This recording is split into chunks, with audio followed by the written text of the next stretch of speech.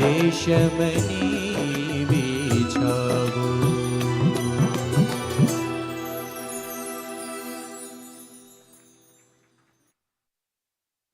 તારીખ 8/9/2017 રોજ આપે એડિશનમાં કહ્યું હતું કે નીલકંઠવર્ણી લઘુચારણને ત્યાં રોકાયા હતા. એને નીલકંઠવર્ણીની ખૂબ સેવા કરી. નીલકંઠવર્ણીએ એને વરદાન માંગવાનો કહ્યો તે તેને કહ્યો કે મારો વીરો દીકરો 60 ભેંસો અને વાડી અમર રહે. પરંતુ આવી રીતે અમર થઈને કરવાનું શું?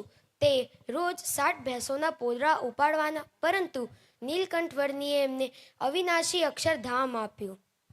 તારીખ 14/5/2022ના દિવસે સુરત કર્ણાટક અક્ષરધામમાં કહ્યું કે નીલકંઠવર્ણીના સંબંધથી વીરા ભગત ઘાસના થૂબડામાંથી મહારાજને પ્રાઇવેટ સેક્રેટરી બની ગયા એટલે સંબંધનો મહિમા ખૂબ છે.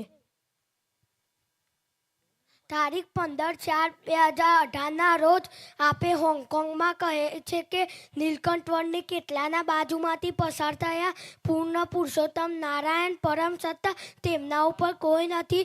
તે કેટલાના બાજુમાંથી પસાર થયા પણ કોઈને ખબર નથી. સ્વામી બાપા, આપને નીલકંઠવર્ણી મહારાજનો ખૂબ મહિમા છે. એટલા માટે તારીખ 11/11/2024ના દિવસે ગાંધીનગરમાં મૂર્તિમાં પ્રાણ પ્રતિષ્ઠા કરી આપે આશીર્વાદ આપ્યા કે આ મૂર્તિના દર્શન કરશે તેને અક્ષરધામ મળશે અને તેના શુભ સંકલ્પો પૂરા થશે.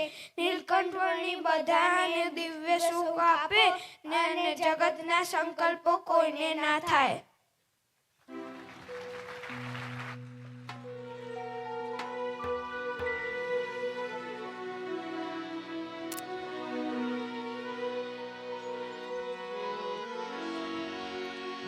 સહજાનંદ સ્વામી અંતરે